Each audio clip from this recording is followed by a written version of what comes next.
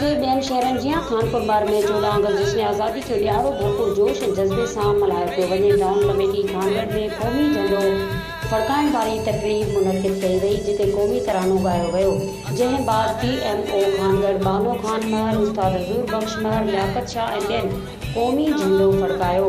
होॾां कानपुर महर शहर में मुख़्तलिफ़ सियासी समाजी तंज़ीमुनि ऐं शहरियुनि पारां सफ़ाफ़त अली समूह, कुर्बान अली महर, माशूक समूह ऐं ॿियनि जी अॻवानीअ में रैलियूं कढियूं वयूं। उन मौक़े ते शहरियुनि पारां हथनि में क़ौमी झंडा खणी क़ौमी गीत ते रक़्स कयो ऐं पाकिस्तान ज़िंदाबाद जा नारा पिणाया। रैलियुनि में शरीक अॻवाननि इहो अज़म वरजायो त असीं हर साल जश्न आज़ादी जो ॾियारो भरपूर जोश ऐं जज़्बे सां मल्हाईंदा रहंदासीं। मज़ीद खबरों और तफसीलात के लिए विजिट करें हमारी वेबसाइट www.awamiNewsHD.com।